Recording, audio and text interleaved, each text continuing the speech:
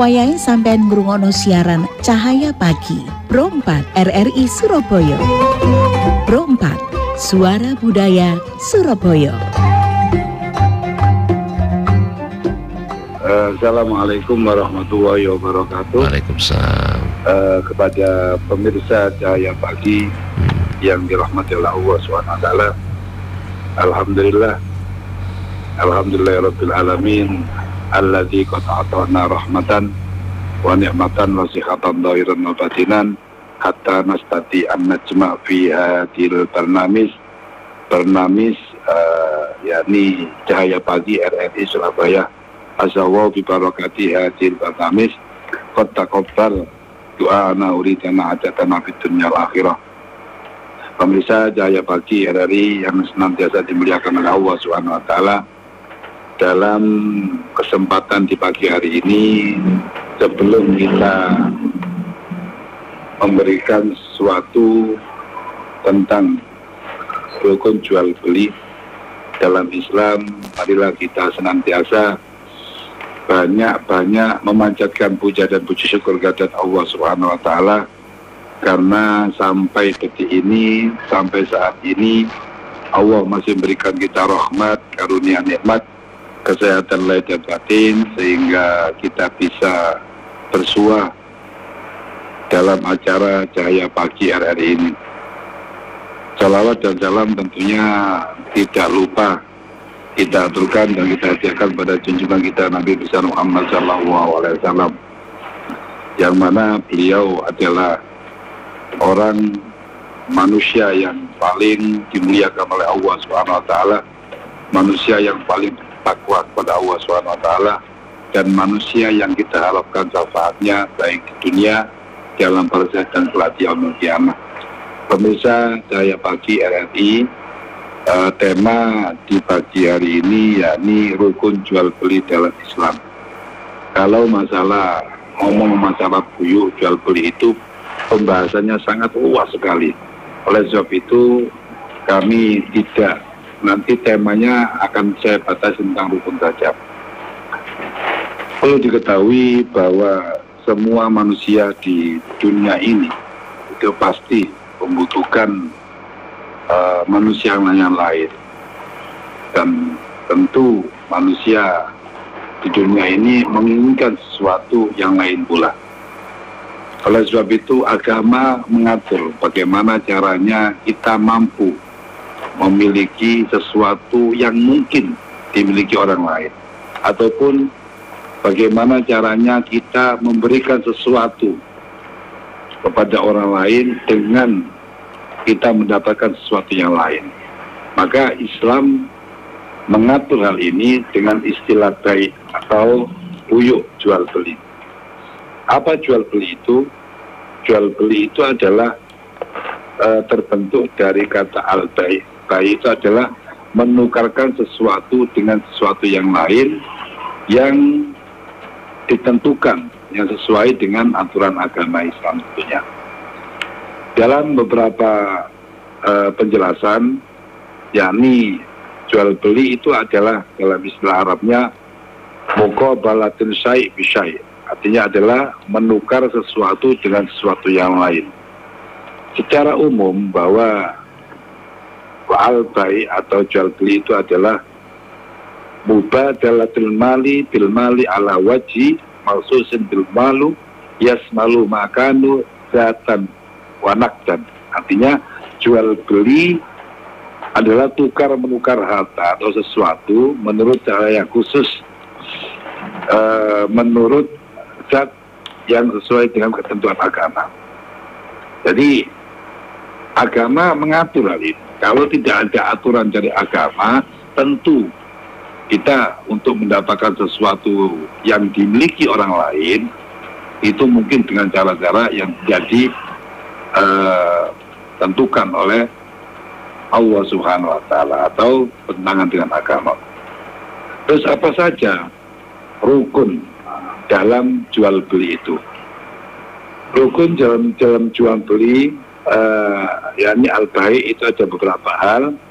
Yang pertama itu adalah adanya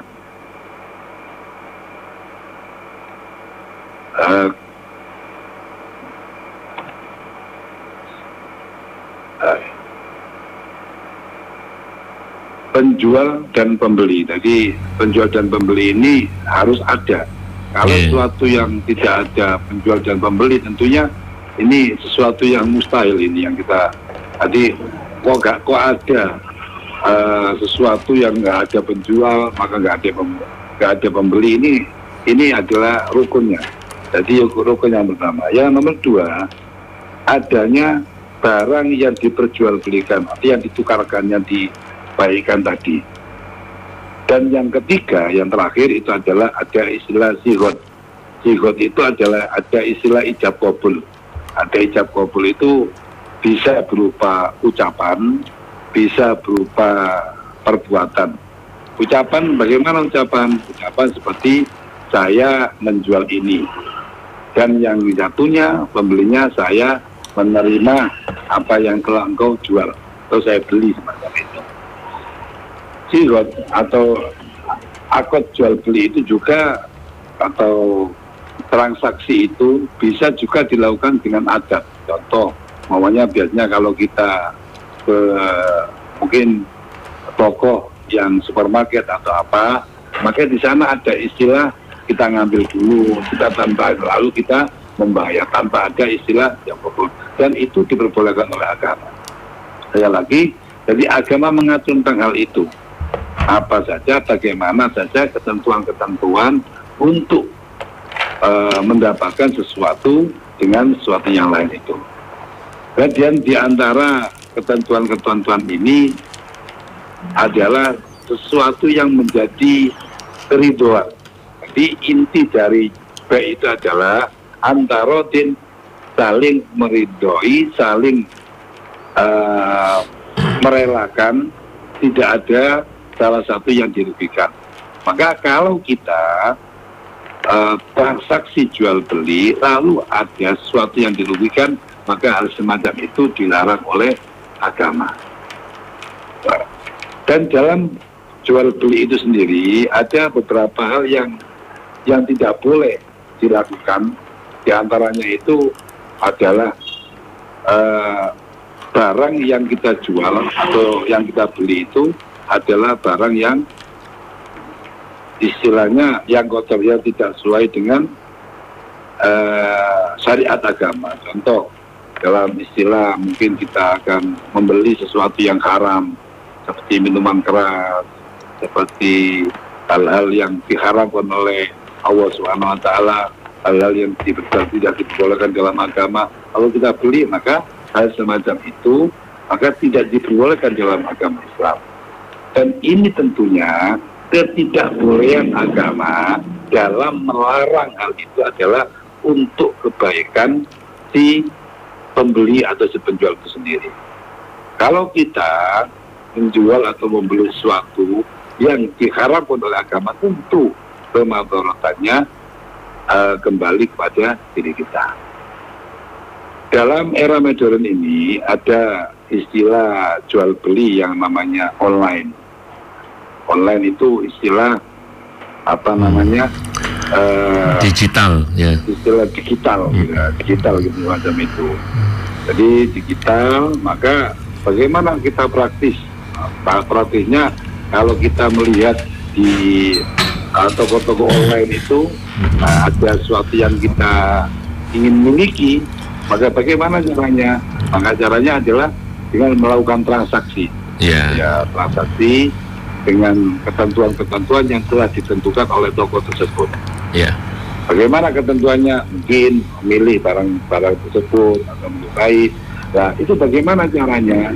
Dan permasalahan semacam ini itu telah diatur dan telah dibahas dalam muktamar di Makassar kemarin NU itu sudah. Jadi hukum dari apa namanya jual beli online itu adalah boleh dengan ketentuan bahwa si pembeli itu mengetahui barang yang mau dibeli. Jadi kalau umumnya nyembah ya nanti kalau umumnya dia nggak tahu yang dibeli, nah itu semacamnya nggak boleh. Nah, Barang nggak boleh bagaimana mungkin tidak tahu atau mungkin ini dia menjual suatu apa itu nggak boleh. Maka dia tahu dulu dia sifat-sifatnya begini, lalu dia membeli di online itu. Kalau tidak hal semacam itu, maka ketentuan jual belinya nanti akan batal. Jadi misalnya kalau ya Ustadz, kalau misalnya saya sama Ustadz mau beli koplok karena koploknya sudah bulak gitu di online gitu ya, udah tahu kan barangnya koplok, kopiah gitu ya. Ya betul. Nah itu jadi nanti ada ukurannya, ada ininya. Nah ini kan bisa lihat dulu fisiknya. Nah, nanti mungkin ada istilah di dalam toko-tokonya itu apabila pokoknya intinya ketika kita membeli sesuatu, maka jangan kita berusaha untuk mengetahui sesuatu itu dan dicari toko yang amanah, yang istilahnya itu yang benar-benar sesuai dengan syariat. Nanti kalau maunya tidak sesuai dengan ini bisa dikembalikan atau bisa ditukarkan yang sesuai dengan diri kita. Jadi cara mengetahuinya itu Ustadz dilihat rate-nya bintang 5 terpercaya mana ya Ustadz ya.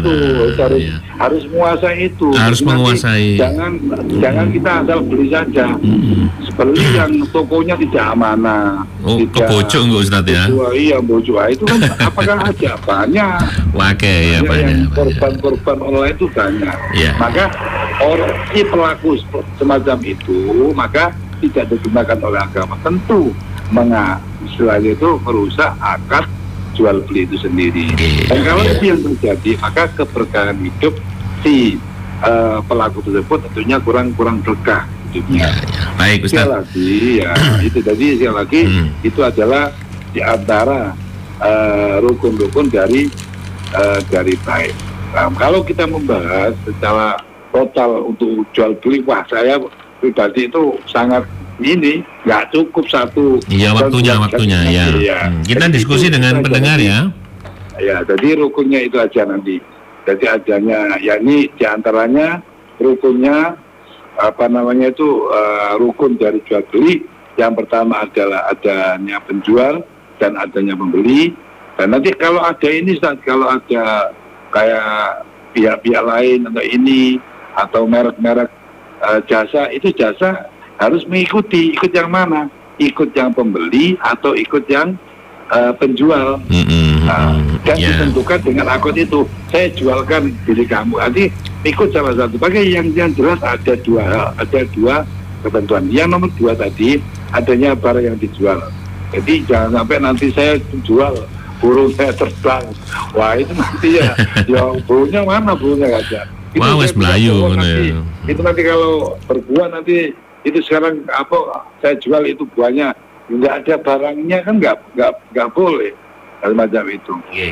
Baik. Sesuatu yang Terus yang nomor 3 tadi ada istilahnya sikot atau kalimat tidak populer itu. Jadi saya terima atau ada istilah penjual menjual barang dan yang ini ada istilah beli dan itu secara maknanya umum saling mengetahui, saling ridhoi ya. Ini apa? Sesuai dengan budaya atau mungkin adat. Kalau adanya pembeli kita di supermall langsung mengambil dulu lalu ke kasir bayar. Nggak boleh mengambil baru lari dia nggak boleh. Iku ngawur Ustaz jenenge. Iya itu ubahnya. Ustaz, kita diskusi, ada pendengar yang bertanya, saya bacakan dulu ya. Oke. Janing, kita masih bersama dengan Ustadz Amilan. Jadi temanya adalah rukun jual beli ya. Nah, Pak Hadi Purwanto di Ampel. Assalamualaikum Pak Hadi, ini menyapa kita semuanya. Terus ada Bu Niken ya. Terus tapi yang pertama pertanyaan dari Pak Prihadi ini. Ustadz, ini bagaimana ketika kita tidak mengetahui kejelasan barangnya? Jadi si penjual itu mendapatkan barangnya dari hasil yang negatif, curian misalnya. Nah, bagaimana kita akan bisa memastikan dari kondisi atau status barang yang akan kita beli? Kalau ternyata itu hasil negatif atau curian, sementara kita tidak tahu, Nah itu bagaimana hukumnya dari kita yang membeli? Itu dari Pak Prihadi. Oke. Terus Bu Niken di Tuban. Ya Ustadz, Ustadz Amilan dan Ustadz Indra, bagaimana ketika seseorang membeli secara online tapi kondisinya tidak sesuai dengan barang yang diinginkan, mungkin ketika dikirim. Lebih parahnya tidak boleh dikembalikan. Ini merugikan si pembeli. Bagaimana kalau yang demikian? Bu Niken di Tuban. Yang pertama dulu dari Pak Prihadi, Ustadz. Oke.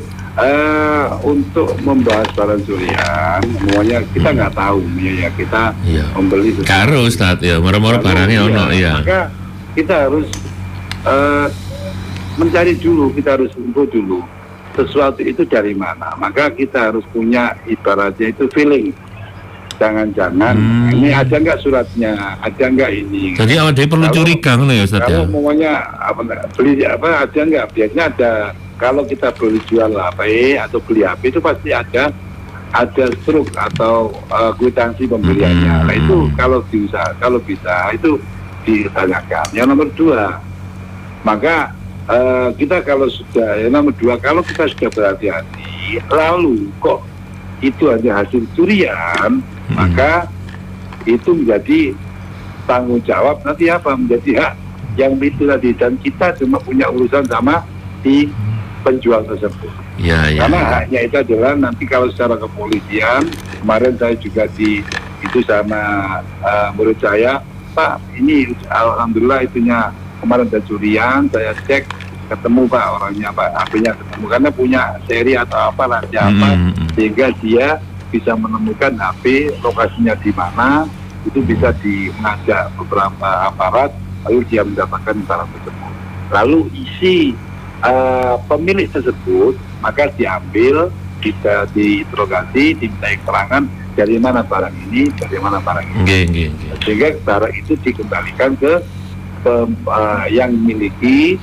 Terus si pemilik tadi itu diproses sampai dari mana kalau dapatkan, diproses sampai ketemu pelaku pencuri tersebut. Nah itu. Jadi nanti oleh sebab itu kalau ini terjadi, maka hal semacam itu tentunya tidak apa-apa, karena nggak tahu. Kalau yang sudah tahu, sudah tahu itu tentunya nggak boleh. Jadi nanti kita sama halnya mendukung kemaksiatan. Nanti dalam pasal-pasal hukum, maka kita sebagai istilahnya itu pengepul atau apa bahasanya.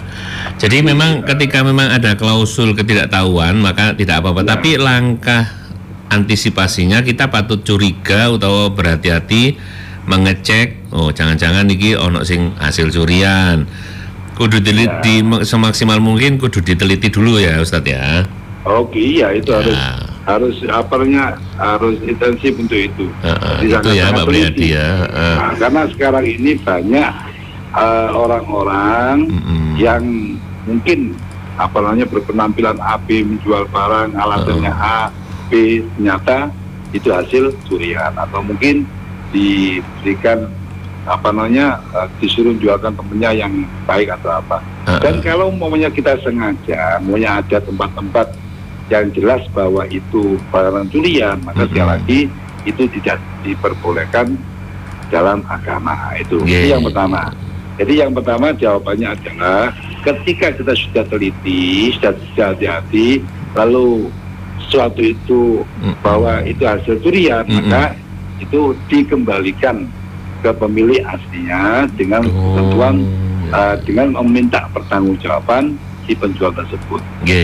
Tentunya dengan aparat. Yang nomor 2. Sebentar Ustadz. Gimana? Ya, ini ya yang Pak Prihadi dulu ya. Iya. Yang Pak Prihadi ya itu. Jadi jadi kalau kita sudah jelas tahu tentang bahwa barang itu adalah curian, tentunya tidak boleh. Yang nomor 2. Baik, Ustadz, tunggu dulu sebentar. Kita jeda dulu sebentar, jenengan ngunjuk dulu, minum dulu, nanti kita sambung menjawab yang Bu Niken, nggih? Nah, Ustadz, ini yang dari Bu Niken di Tuban ya. Ini saya coba bacakan lagi. Ketika kita transaksi online, tapi yang datang barangnya tidak sesuai dengan yang diinginkan. Lebih parahnya, Kalau kita komplain tidak boleh dikembalikan. Ini merugikan pembeli. Nah, ini bagaimana yang demikian itu? Wah, kita tambah soro ya. Terus tentunya begini. Jadi semua itu ada transaksi itu ada ketentuannya. Jadi kalau kita sudah mengetahui bahwa toko si A itu ketentuannya bahwa barang yang sudah dibeli itu tidak bisa dikembalikan, maka itu menjadi akad, menjadi transaksi ya. Maka kita kira-kira kita mau membeli itu enggak dengan resiko semacam itu kan itu. Kan ada akad tadi. Saya menjual ini maunya, saya menjual ini bulan.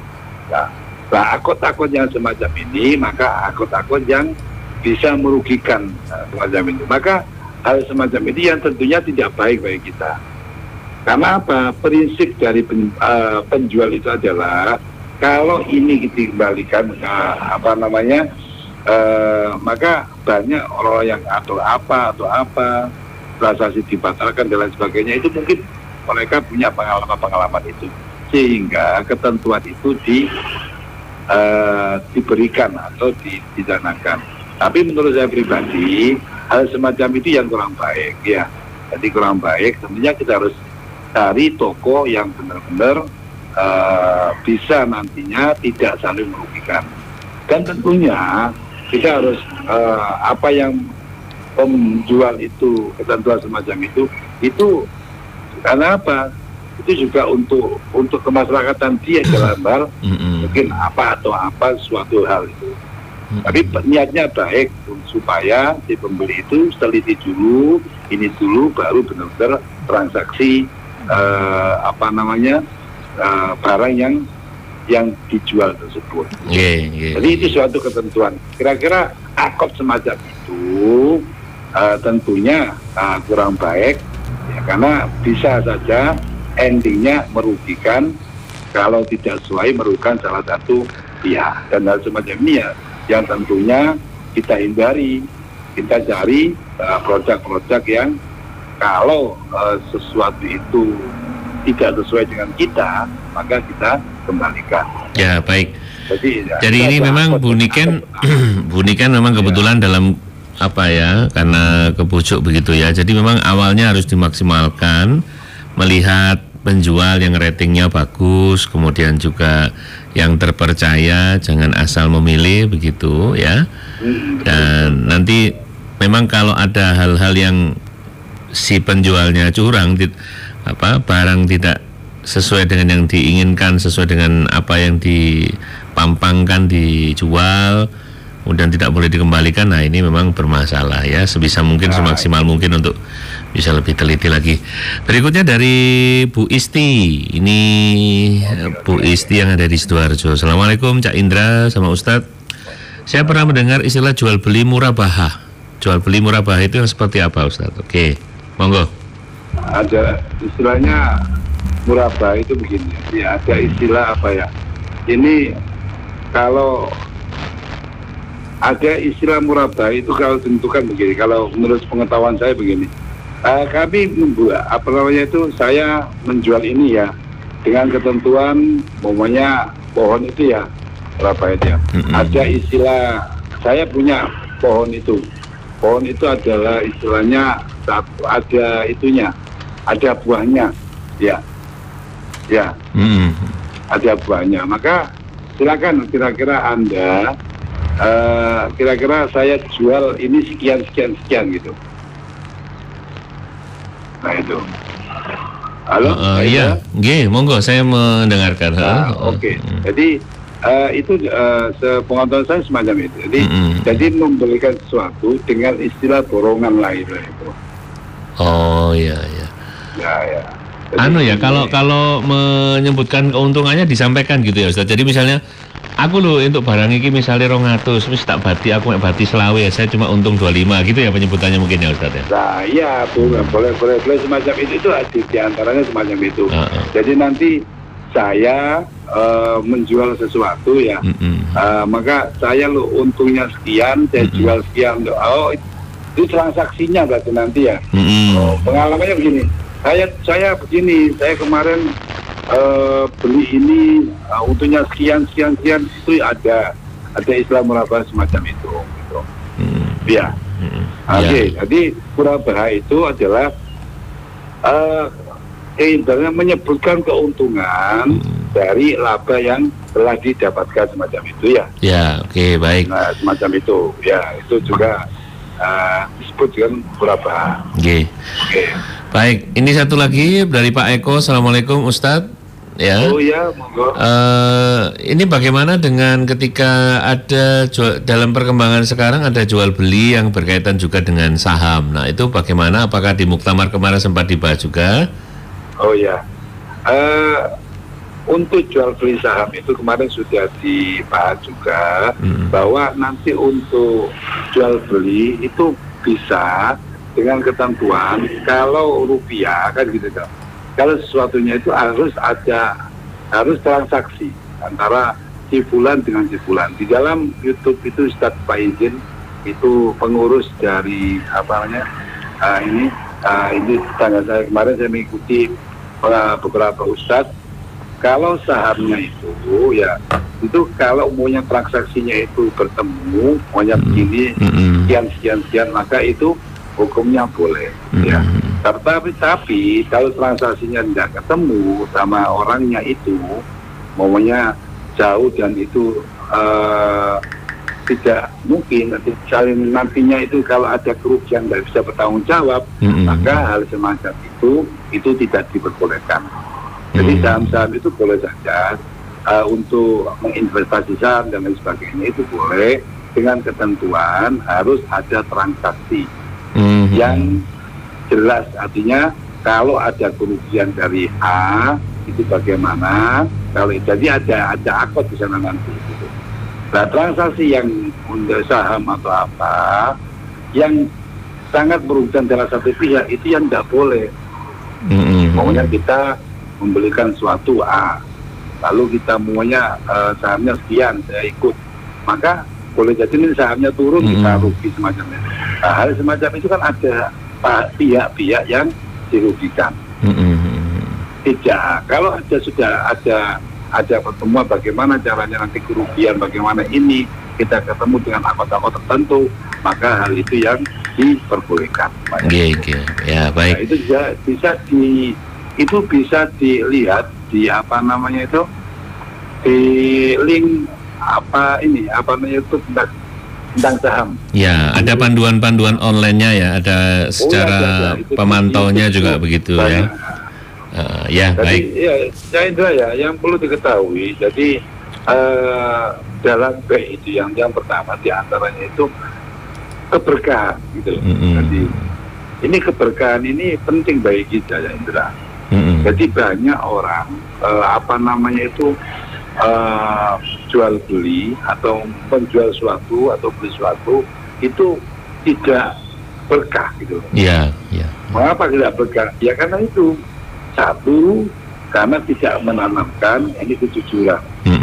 Jadi ketika kita tahu bahwa Rasulullah SAW itu adalah pembisnis sukses ketika itu. Ketika beliau muda itu sampai ketika muda beliau itu banyak orang-orang yang belum mengapa kok Rasulullah ketika jual beli itu yang diamati oleh budaknya Sayyidah Khadijah itu kok sukses terus, itu bagaimana tipnya itu? Karena Rasulullah tidak pernah menanamkan kebohongan, alias apa? Jujur bahwa barang ini keadaannya semacam ini, saya jual belinya sekian, monggo nanti saya jual sekian, dan itu sangat transparan. Ya. Karena dari sanalah akhirnya bisa membangun kepercayaan ya Ustadz ya. Iya. Jadi itu nanti akhirnya apa? Dari baik penjual semacam itu akan yang nomor dua dari pembeli juga begitu, supaya barangnya berkah, supaya barangnya apa yang dia dibeli itu benar-benar bermanfaat, maka si pembeli itu juga harus punya etika. Nggak boleh asal-asalan, nggak boleh gini memarahi, membeli macam itu. Ya punya apa? Karena apa? Kita harapkan barang yang kita beli itu nanti itu menjadi barang yang manfaat, barang yang maslahat. Baik, jadi Ustaz. nanti maka enak nanti jual beli itu. Karena tujuan jual beli itu adalah menukarkan sesuatu dengan sesuatu yang lain tanpa ada saling dirugikan. Ya, baik. Kalau ada yang merugikan, tentunya itu sudah akad jual beli yang dilarang oleh agama. Jadi semacam itu saya kira. Baik, Ustadz Amilan, kalau begitu terima kasih banyak sudah membagi ilmunya, edukasinya luar biasa. Semoga lain waktu kita bisa bertemu secara offline ya Ustadz ya. Jadi bisa ngaji bareng begitu dan ini kerjasama RRI dan Kementerian Agama ya. Matur nuwun Ustadz. Assalamualaikum Assalamualaikum. Waalaikumsalam warahmatullahi wabarakatuh.